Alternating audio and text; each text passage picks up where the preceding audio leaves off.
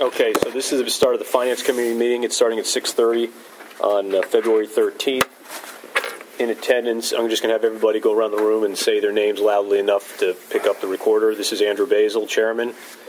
Gary Otto, Superintendent. Kevin McCullough, Board Member. Monica Hamill, Board Member. Julie Berkeley, Assistant Business Manager. Danielle Penza, Business Manager. And then we have another 5 members of the public in attendance. Okay, so starting off, we're going to start off with this real estate installment option for all taxpayers. What do you guys have I'll for just us? preface quickly, in the June 30th, 2011 budget that the governor passed, he put in there that we need to, as a school district, extend in the installment option to all small businesses within our school district. Now, the board already approved that option in a resolution a couple months ago. However, as we went about trying to learn more about how to do this through our association as well as the IU and our tax system, we actually, Julie can give you a little bit more background, but we're coming to the board asking the board to allow all taxpayers to do the installment plan, rather than just those that are homestead farmstead approved, which you approved a couple years ago, and just small businesses, because of the complexity of trying and the onus on the school district to determine what a small business is. Oh, I see. It's about the definition of a small business. Exactly. And they gave a few examples of what happens in this case, and they said that they felt that the money lost or gained was so insignificant that it was not worth the chance of litigation because it is on the school district. We would have to send out, we would basically have to send out a questionnaire to everyone and determine if, in fact, they qualify as a small business. The problem being the law is very, very open and does not really go into great detail as to what the definition of a small business is. Every school district that was in on the webcast, basically they did a little kind of survey afterwards. They were all going to allow installments for everyone. They just felt it was not worth the time, postage, effort, liability to try to make determinations. And with that, there is the possibility, if you do an installment payment, you wind up paying the flat amount. Mm-hmm. There's a possibility we could get more revenue. People wouldn't maybe do the discount. They would prefer to do the installment, and we actually would get more tax revenue. Correct. As opposed to Three installments? Yes, 3 installments. Mm-hmm. Yes. And it is the flat rate. I mean, they can't take Correct. So you're right. You're making more money. 2%. The only thing would be the cash flow. If you had large industry, which we don't really have, if they chose that, you would have a little bit of a cash flow issue. But any large business is probably going to pay during the discount period in order to get that discount and not pay flat. It's really your mom and pop, and what they define as small business is no more than 50 employees. Oh, they do it by number of employees. Those smaller companies. But what is very vague is they're saying 50 employees. Well, what if they're out-of-state employees? Right. What if... Correct. So if the school district has the onus to decide whether or not, and they could actually fight us to court if they don't agree with so us. So our recommendation is to allow us to go to Mr. Subers and get a resolution written up to allow all taxpayers to pay an installment beginning July 1 of 2012. Does anybody have any objections to that? Okay. I'm in agreement with that. I think that's a good idea. Okay. Moving on, lunch prices. Lunch prices. Just briefly, last year when the Healthy Hunger Free Kids Act of 2010 was passed, there's a stipulation in there that our lunch prices have to be more in correlation with what we actually get reimbursed for free lunch prices. And if we have to actually increase them annually,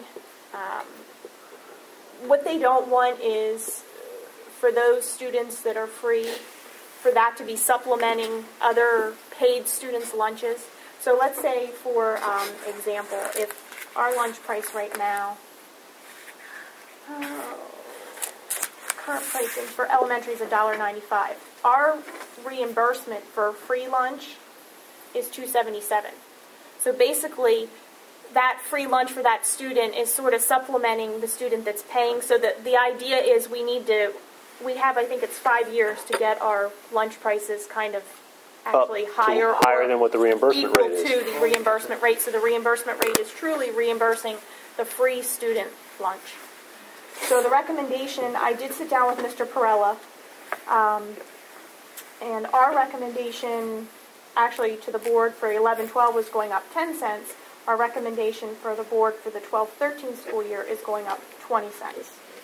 What's the schedule over 5 years to get us up to what the reimbursement rate is? It actually says that it caps the maximum annual price increase required in districts which have a paid lunch price that is less than the difference between the free at 10 cents. However, the section also permits school districts to increase paid lunch prices by more than 10 cents at the option of the school district.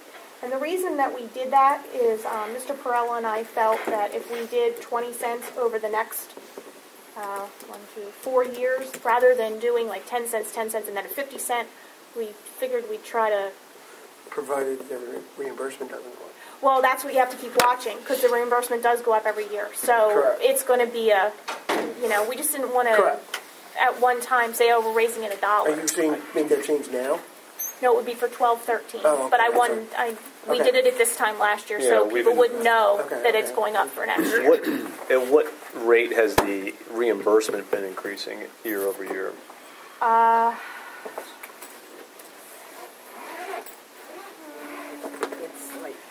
From 10-11 to 11-12, it was 5 cents. Yeah. So it's not very. I mean, I don't have the prior history. I can go back and get it, but it's slight. But we're already under the reimbursement rate by... Well, our elementary is Like 60. $1.95. Yeah, you're like 85 cents below. $2.77. Yeah, so if you're assuming that that's going up at 5 cents a year, right, over the next 4 years, you're going to be almost at $3. And if we're only going up by 20 cents every year over the next 4 years, we're still going to be less. We're going to be at like $2.65 or something, like $2.75. Well, yeah. We could. We felt 20 cents in the economy, but if the finance would want to. When was the last time recommend we more, raised them? We raised it a dime last for this year. year, 10 cents. But the year before that, we didn't raise it at all. Correct. And then the year before that, I think we raised it 10 cents. And then prior to that, we hadn't raised it for like 5 years. Yeah, it was forever. So, I mean, I would say you need to put a schedule together that's going to get us caught up within. Assume that they're going to increase it 5 cents a year over the next 4 or 5 years, and we need to be on a more rapid schedule to catch up to that over the next 5 years. A quarter or 30 cents, I don't know what it is, but if they're actually telling us we have to get it above the reimbursement rate. Say above or equal to?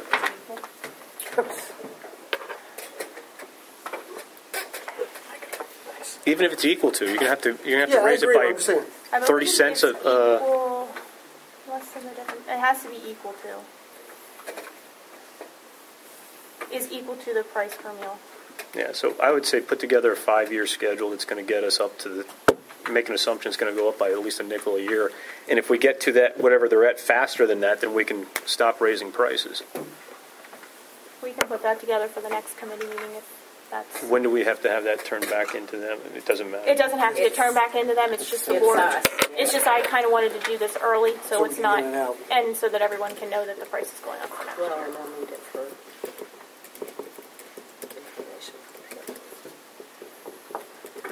So, I don't know what you heard, Mr. Sarmanero, but we were talking about the lunch prices. Yep.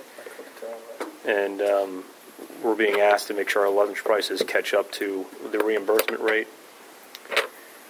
And so we need to come up with a schedule to get that up there. Any other input, Mr. McCullough? Ms. Hamilton? Okay. I'll sit with Mr. Perella and we'll look at that.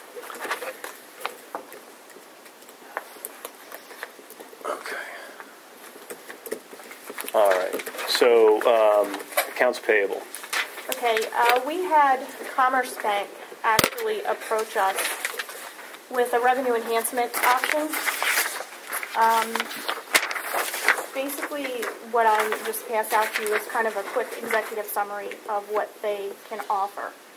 They're actually offering for us to pay vendors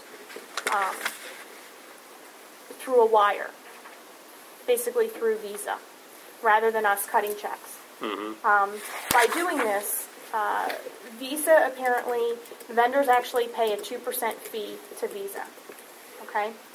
And Commerce says that they can actually grab 100 to 120 of those basis points back, which would come back to the school district. This does not cost the district any money. They have, actually our current software works with this. We don't have to switch to Commerce Bank. They will take the money out of any of the accounts we tell them to. They will deposit the money that we would get back every month Into whatever account. into whatever account. They did an analysis for us, and they said that we would receive over $20,000 for the next fiscal year if we were to do this with them, based on our spend the prior fiscal year.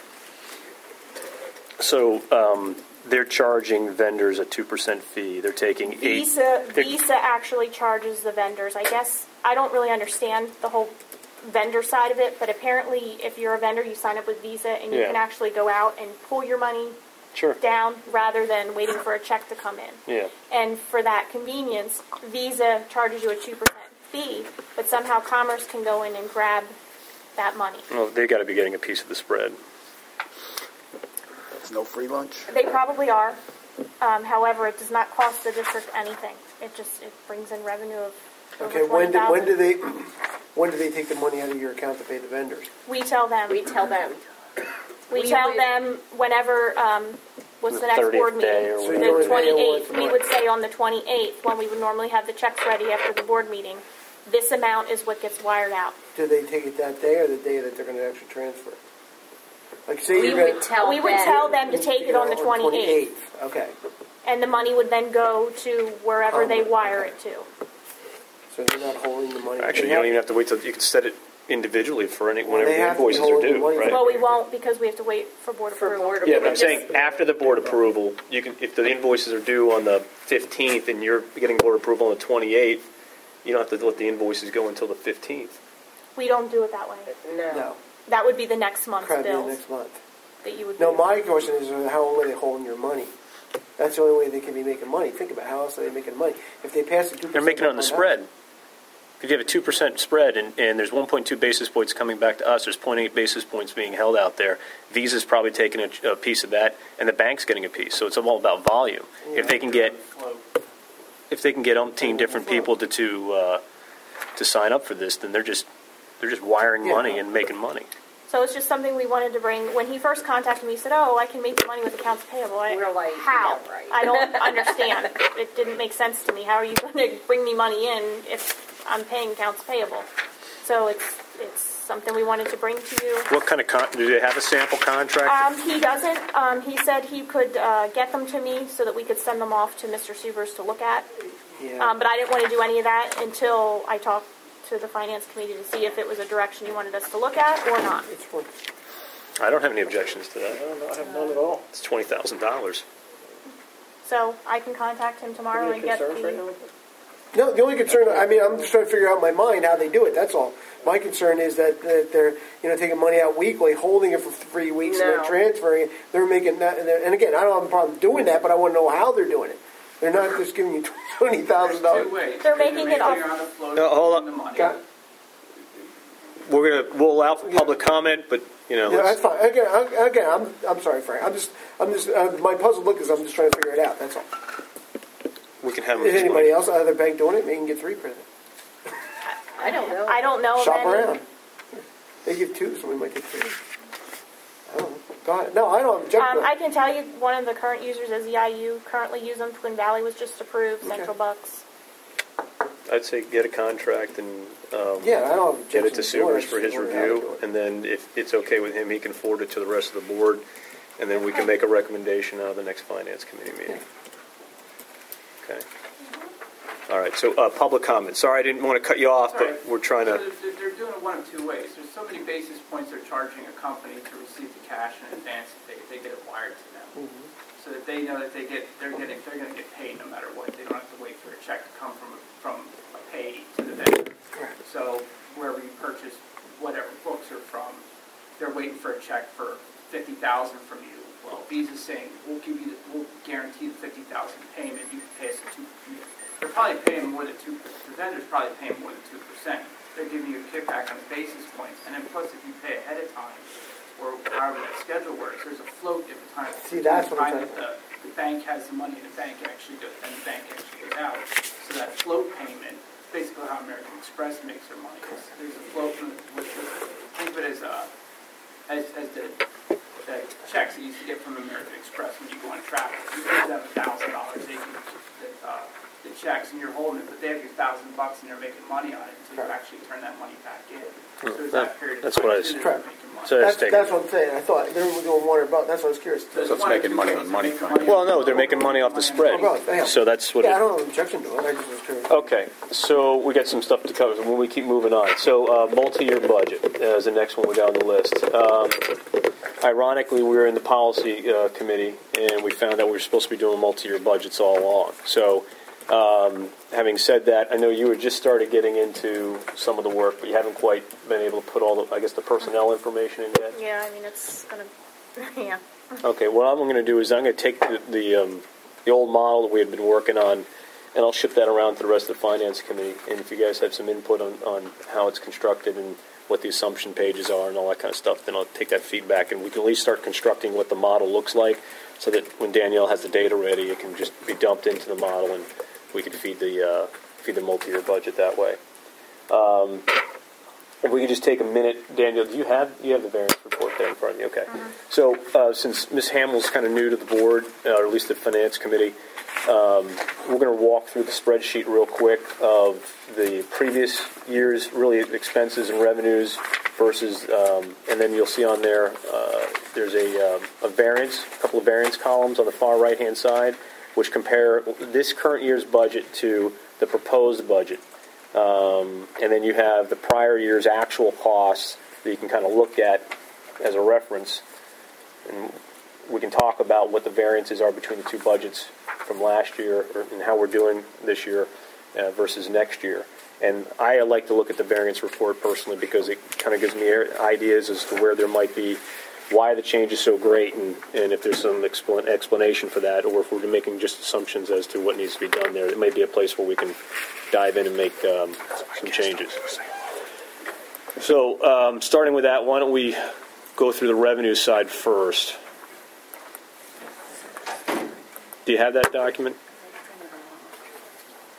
Should say at the top, 4-year actual to budget comparison by function / revenues. Okay. We'll just walk through that quickly. Danielle, do you What want do you want to walk through? I think if you just walk through it real quickly in terms of, okay, look, maybe I'll just do it. So I mean, I don't mean to be, I just don't know what years you want to talk about. no, I'm just talking about the line items per se. So Ms. Hamill has an idea of what it is we're talking about as we go through, where those things come from. Because when we get into the expense side of things, that's when it gets, people are wondering, well, what's pupil services, what's VOTEC, what's, especially where those numbers come from. Okay. And so I think the revenue is easy enough to understand as you go through it. It's almost self-explanatory. We have our current real estate taxes, which tend to be our local taxes. We have an interim tax and a utility tax. We have payments in lieu of. What's the PC tax? That's the per capita tax, right? You have the earned income tax, the realty transfer tax, delinquent tax penalties, interest on investments, revenue from district activities. This would be your that would be your student games, activity fee, game receipts. your game receipts, the new fee, your physical fees. Right. So if you were looking for that line item in the budget, that's where it shows up. The 6,700. Right. Revenue local government. There's none there. If you go to the 6830, that's the actual IDEA money that we get from the state, which is passed through the IU.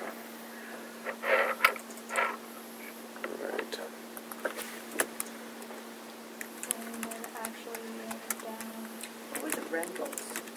That is any facility uses that we actually are able to charge for. That's also the transition house monthly fee, as well as the cafeteria reimbursement that we charge. Twice a year. That's, I'm looking at 6910, is that the same? Mm-hmm. Yeah. Is there any way, I guess, to look at that individually rather than in one big lump? Are you able to break that out so we can see what? Well, the 50,000 is the cafeteria, and the 12,000 is the BCIU transition house. I don't budget for facility use because it's few and far between that we can charge. So the 62 I know is a guaranteed income number. So there's really no other So the breakdown. 62 is, what did you say? The $50,000 that we charge the cafeteria for operating because it's a different fund, so they reimburse the general fund for such things like the copier, electricity, and then it's $1,000 a month for the transition house that the IU pays us. So that's $12,000.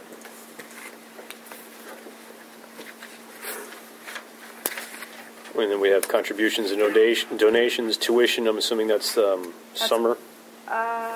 Is it summer school and out of district tuition? That's other. That's not summer school. That's other.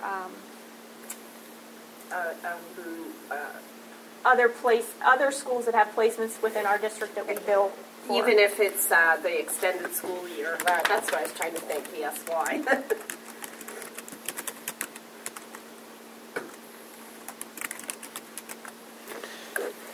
Okay.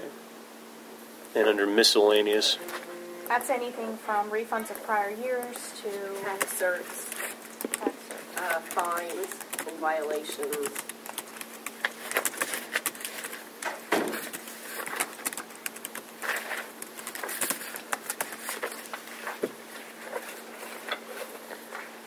in that number, because it seems to be trending up, with the exception of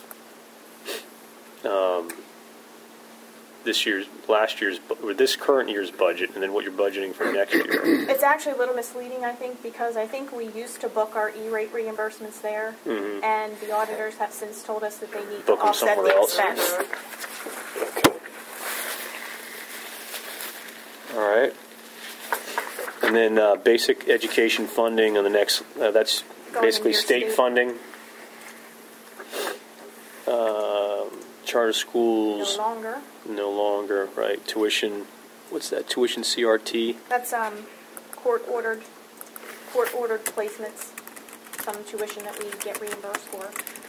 Honestly, that number comes in June. I have no way of knowing It's just a deduct from.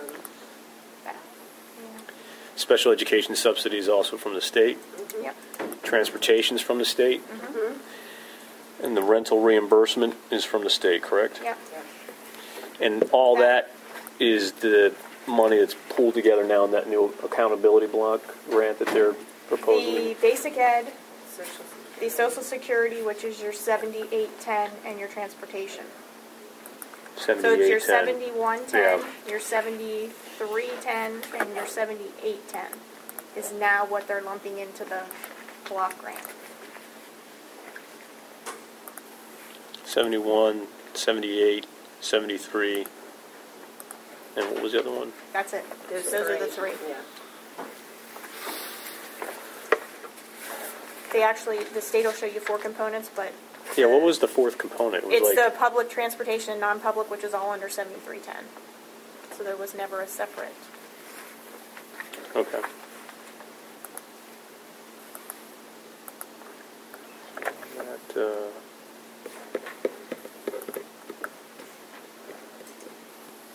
That 124,000 was actually part of the transportation in that spreadsheet I sent to you last week. And they broke it out into 4 pieces. Right. It was the 10 million, and then component- 7.81, 1.3, and The then components C and D are actually all in the 7310 if you're trying Okay. to sort of kind of compare it, even though you can't. all right. Because the governor's budget, again, is not based on formula funding. It's just based on a given number. Okay, then we have the federal sources, which isn't a whole lot. Title I, Title II, and access. Now, the decrease in access, we knew that was coming, correct? Dr. Otto? Decrease? In the access funding. I think in the plan that he had sent out, I have that in here. trying to kind of level it off so that what we were putting in, we were taking out each year. That was based on that multi-year plan that I put out based on what we did with special ed. Yeah, last no, year, so. I'm looking at it here, and we were actually showing credits of like 500,000, right? Debits of 600, credits of 500. You mean in that plan? Well, this is your plan right here, right? So I guess we need to be looking at, what, 12, 13 deposits? You had 500 in there? Yeah, Do we need to modify, update this, and what actually occurred versus Yeah, we what would we have to take a anticipate? closer look at, because it has to be against actual expenses. Right. I'm just thinking that since this is a piece sort of our it's going to be a piece of the model going forward, Right. that maybe we need to modify Yeah, we can nail the that down a inputs little. so that, Yep. because if we're getting more than what you'd anticipated 2 or 3 years ago, or 2 years ago, then we should be reflecting that. And if we're going to be getting, if it's trending down, we're going to be getting less. So how do you come up with the 600,000? That was based on the number of employees and the billable expenses against that money. Did that decrease because we lost employees? No, I mean, I put the 600,000 in this for 12-13 based on the salaries and benefits that I have, and then what I was told from special ed that they could, Seek other reimbursement for? expenses that they could seek reimbursement for.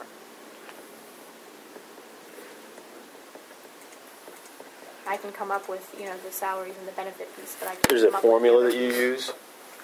It's just the names. Whatever's of the people, allowable, they the have people that are associated, that can be associated with access. I just know what their salaries and benefits are for the year, based off of what they're projected to make next year. So are we on track for the 646 this year? That was going to be my next question. I can tell you the salary piece, but as for the expense The piece, that would be expense piece. special ed.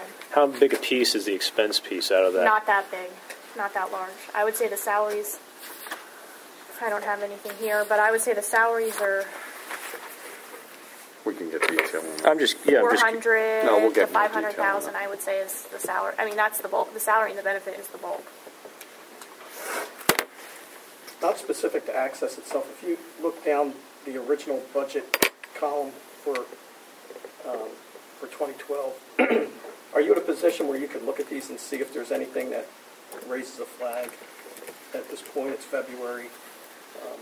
How close to on budget are we with those things, or are there any that are way off that can raise a big red flag for us? Well, that's something else that this committee can talk about. I've actually, and I did last year, but we never looked at them. I'm actually today worked on what I think where we're going to be at the end of the year, and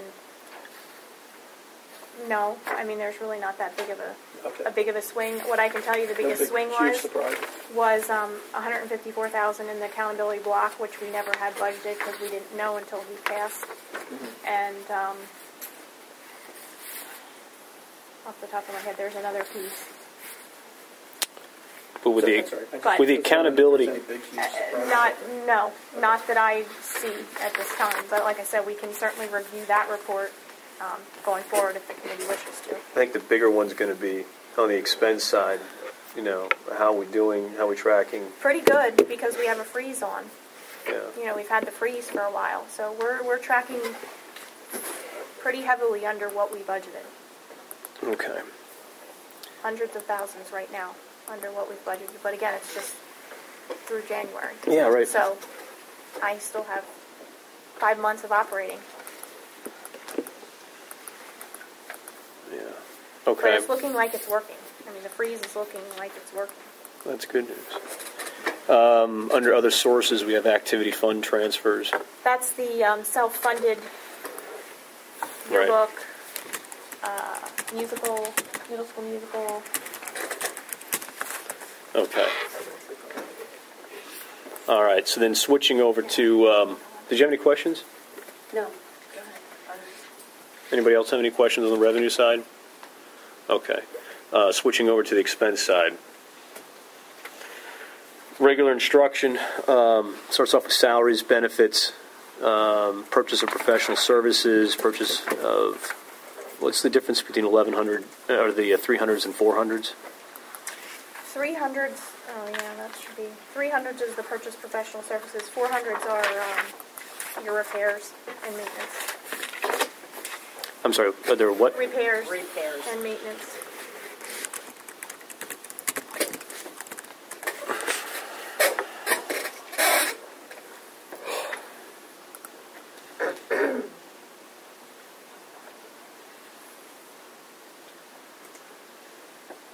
A question on special education. Maybe Dr. Otto, you can speak to this a little bit. Salaries are going up 6%, and benefits are going up 24%. The purchase of professional services is just about 13.61%. I'm assuming that the 300s is when we're outsourcing, correct? Yes. Is there a benefit to maybe outsourcing more of our services as opposed to having staff on hand, since our employment contracts are, and the benefits seem to be rising at a rate faster than our ability to cover? I'm just wondering whether we'd be better off contracting more services through a third party. Well, in special ed, there is a certain amount of that already goes on with the OT and PT services that we get. The IU would probably be considered a third-party contractor for us in that mix. So I think we're probably doing that to the extent that we can. Certainly something we can take a look at. It all boils down to meeting the IEP and doing what we need to meet the requirements for each of the students. I would consider a lot of the placements that we have in terms of the money that the large sum of money that we spend is really just another form of contracting that service out, but it's again predicated on the need of the student first, not on the desire of the Daniel Boone School District to place anybody out of the district. There are just certain needs within special ed that we can't meet, and it would be too expensive. I mean, you could technically meet them if you wanted to have. It would be almost the reverse of what you just said. You would keep them here at great expense rather than sending them out to, Devereaux or whatever other school where they can get, a service that those people, frankly, specialize in. We don't. I mean, I'm just looking at it and saying, this seems to be one area the budget's moving $500,000 a year. And so I just sit back and I don't know. So I'm just asking the question. Instead of, I don't know whether you've hired full-time PTs and OTs or speech pathologists or whoever, No, we generally don't, because that need... It varies with the population, correct?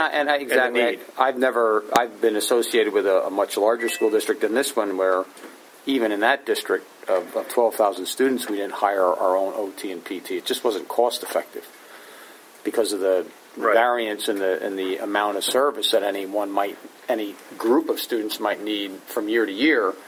You avoid having to pay the benefits and putting them on staff and having them on, quote, forever and never being able to get rid of them, versus having them as a contracted service where you just sign a contract for X service based on your need. So it's much more efficient to do it that way. Well, that's exactly what was going through my head. So I don't know to what degree the 100s and the 100s, 200s here is. Are there any services that we're providing that in-house, because we've employed people, versus that could be outsourced where it might be less expensive because it would be based on need and not on the only other overhead, place so to speak. the only other place where I've seen schools do that when they're in a certain area is in the terms of psychological services. But I think we're at a level where we can keep our psychologists, because that does tend to get more expensive than less expensive than when you have. I know in places I've been in before, when we tend to get overwhelmed with psych services, we'll call up the IU or we'll call somebody privately and say, can you help us out because we're in a pinch? I think our psychological services, we have actually increased psychologists over the last couple of years, and that's part of, that's what I call a good insurance plan, so we don't get into those do process cases. That's a good investment of money so that you're always ahead of the curve and you're writing good reports and you have people on staff that know your students. That's a preventative medicine that you have that I think is a good investment.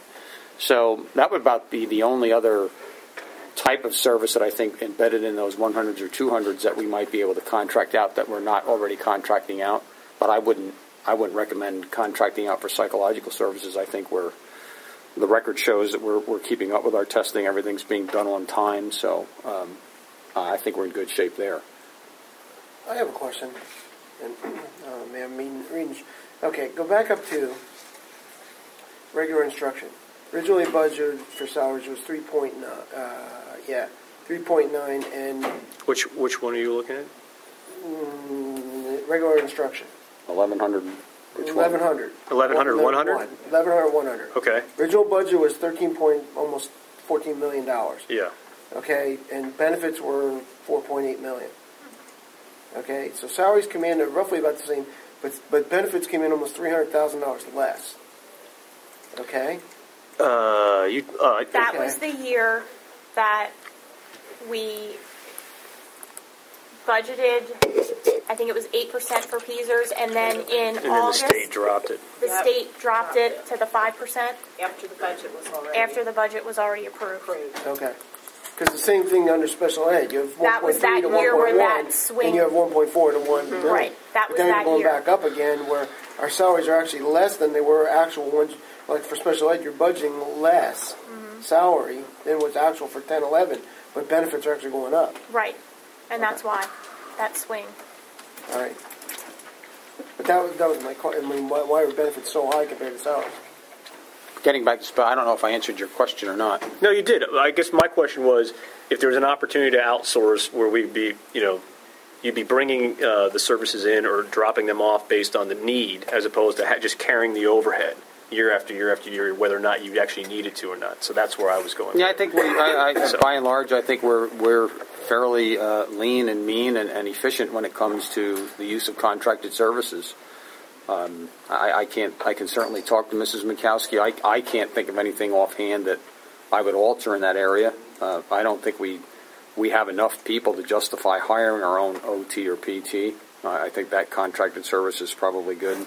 Like I said about psychological services, not to repeat myself, I think we're doing what we need to do there to meet that need. Every once in a while, you can look at speech and language services because that's a big service that sometimes you can look at contracted versus having the person on your staff. So we'll look at it further. I don't think I have any major revelations in that area though for you. Okay.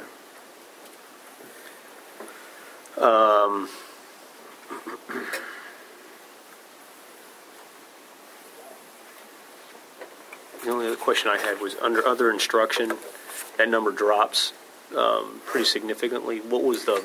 Well, Mrs. Trainer actually told me that I shouldn't be budgeting for summer school salaries in there. So I'm not for 12-13. Where would you be budgeting for summer school salaries? She told me not to be budgeting for them, period. So that would be a question for her. Because summer school pays for itself. That's self-funded. Actually, we make money. Yeah, but then you should still show... I would think. You should still show the expense, and you should show the revenue, right? As opposed to just taking it out of the budget altogether. Because if there's... Then what do we do with the extra money? Well, if there's a profit, then you need to show the profit. Or if there's a loss, then you need to show the loss. There never is a loss, because I know there's usually they don't hold summer school unless there's enough profit. I don't know any time we didn't make it. So what do we do with the profit? You show it somewhere, right? So I think that's something that's going to take. I'm just asking. I don't know any Are summer. you not showing it on the revenue side? No, we are. Yes, I don't know. Hold it. You're showing it. You're showing the revenue, but you're not showing the expenses. Wait a minute. You can't be. In other words, on the revenue side, you're just showing the profit. You're not showing the actual whole amount of money brought in. You're showing all the deposits you get I'm in showing for, all the deposits I'm for getting summer in. school. You've got to show the expenses. Well, you can't. That doesn't make sense. Yeah, we got to show Well, the expenses. I did it every year, and this year she goes, oh, by the way, you don't have to I mean, I budget could for show. that. I can That's why understand. she's not the businessman. I can understand the net amount. I can understand if you show the net amount in the revenue, that's fine, but not. We'll get that clarified. I'm not so sure where that Can't came tell from. it. I mean, No, I get you. So I think that's those types of variances. I mean, if there's something like that going on, I think we need to add the expenses back. It's not much. I don't know what it is, but that's It's not. $25,000 It's not that. is the variance in terms of the expenses. Summer school was, one year was 4,000, we made, and the other year. You're talking about the profits, though. I'm talking about just the expense side. But even still, I don't think it's. Under the report out, let her report out about it when she gets That's here. probably why. I mean, No, I don't know that because if they don't have enough kids sign up, they That's won't true. hold They won't. It might be because I don't budget for it on Yeah, the revenue we side, might but I'll not. have to check. That's right. If I don't budget Well, for it on the Right. revenue side, then I don't need it on the Because, expense. and the reason for that Or is kids don't if need there it. are not enough kids in a class to hold that class, they won't have it. Yeah, I know, but I think we should be budgeting both the revenue and the expense because if it is driving a profit, then that's additional revenue to the school district, Well, right? I think, How would you know, though, yeah, even you're what not to budgeting budget? either. How would I even know? So you're not budgeting either. If we're getting a report for summer school, I have one for the 2009, 2010, 2011. If you have summer school reports, then how are these reports being? I don't have that report. I don't know where that comes from. That's coming from Anne Marie. See, but No, that's the it's thing coming is, off of you're just not showing anything. You're just showing the deposit. We were showing the deposits And the going expenses in. are going out by way of paying the teachers anyway. Correct. So it's in the books eventually. Well, I have to But you're look not into budgeting it for either more, one. because I don't even know what that you're showing me because I never see that. That's just a report at the end of the year. It shows what meetings. Okay, so I know. Pulls it right off of the school information. Correct. But you are right. But I never see it. Oh, you So never I'll- see these? I don't even know. Plugged in. Yeah, I've never seen that report. It's not from our office. But here's the thing. I guess bottom line is I have to see. At Let the me end of look the into year, it. at the end of the year, you might not have any summer school at all. If there's not enough kids or teachers are willing to do it. So how can you budget But, for it? well, you should budget for it. You should But if look there are at. not enough, if every kid passes and no teacher But wants then to the do point it, would be you wouldn't have any revenue coming in, you wouldn't have any expense going that's out, what I'm so saying. it So you wouldn't won't matter. budget. Oh, okay. If you did budget, it would offset. Correct. You Okay, wouldn't. I got you. So But 1 year- maybe what it was is I was always budgeting expense, not realizing we weren't budgeting revenue, Correct. and then she told me not to budget the expense. But let me go back and see Correct. what. Because again, Plus and I think when she gets here, we can do it under the committee. There are some optional programs that get run in the form of summer camps and stuff to get mixed up in all that money. So I think that's probably true too. we need to let her explain because I that. think that everything goes in there. Correct. Like summer band and That's what I everything mean. else. And That's summer what band. her reports reflect. Yes. What she's Correct. running, what program she's running. But there how might be many a year we students, won't how run many- any. Because we just don't have students or teachers. Some of them might be run with grants. So I think when she But gets again, then you would have no revenue or expense coming out, so it really wouldn't hurt. I mean, if you do What budget you for really it. should do is take an average of the last 5 years, and that's Well, what then you Well, that's what I'm saying. yeah, Is you ought to I'm be gonna have to get budgeting. those You know, your reports budget's and never going to be 100%, Yeah. but you got to budget for it. just do the last 5 year average. I'll have to get those last 5 years and All right. see. We're coming up on about 7:15, so we'll cut this short now, and then I'm going to try to reschedule another finance committee meeting. Maybe double it up with the voting meeting or whatever. We'll find out what your guys' schedules allow. Oh, right. Okay. Sorry. So you're right. No, you're right. That's the economic. So we'll see what you guys' schedules allow for different times, so we can go through some more of this stuff. I'd like to get it done before the end of the month, so we've got something we can get out to the committee of the to the full board. Okay. Any Right now, questions? it looks like we're at 3.175 for difference between revenues and expenses. Yeah, we're still around 3.1 million. Yeah. Any questions from the public? Wanna take a short break? Mr. Schott? Tom Shot, 720. This document you were just reading from, is that what's on the website? This is a preliminary. We're going through the numbers from the preliminary budget, but I don't think the format that we have is on the website. No. No, you see the actual preliminary budget. What's actually on the website is the actual preliminary budget as it's been submitted to the PDE. What we have here is a different document that it has actual costs going back to 2006-07. It's got this year's current budget. It's got and our preliminary budget that we submitted to PDE. In the preliminary budget that you sent us, what did you budget for money from Harrisburg, plus or minus what you got this current year? I think we're just about what we estimated, I think $1,400, like $1,400 off. $1,427 less. On a $10 million, we expected about $10 million bucks. We were off by about $1,400. So, I'm talking about for next year. For next year. That's what Right. we're talking about. When we had this meeting in November and December, and we were talking about how much money we were going to get from the state, we got just about what we estimated we were going to get. You mean for the next fiscal? That's what I'm talking about. Okay. I thought you said you got.